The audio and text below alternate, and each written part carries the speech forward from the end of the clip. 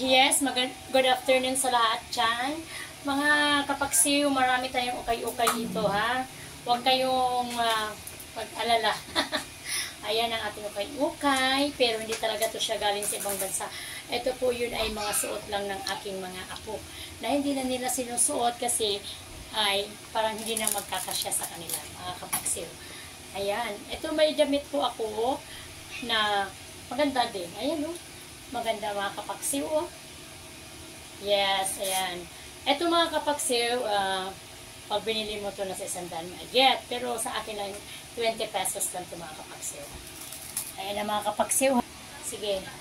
Ayan, yes mga kapaksiw. Ito pampagwapa, oh, pampagwapa. Yan. Ito yung ganyan, oh. Suot mo yan ganyan, oh. Ganda. Yung mga chikiting dyan na 10 years old above, mga hanggang 12, pwede nyo itong bilhin. 20 pesos lang to kay Ate Bibit, ha? 20 pesos. Ayan. Yan. Ito may mga damit naman dito. Pwede rin to sa mga... Yan. 20 pesos. Yes. Ito mga kapaksiw. Pwede po ito sa mga nagsasamba. Ganda, oh. Yes. Yan. Ano to siya? Damit. Damit talaga to siya. Damit. Ayan. Pwede to 20 pesos lang din to mga kapaksiw. Ayan. Ito mga kapaksiw, sinuot ko to nung 50 birthday ko.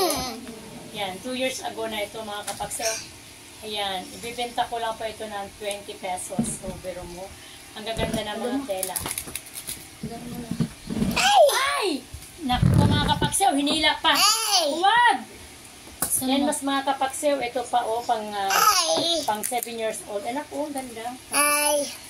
Bakit ka di ba andipin? Sige, hi!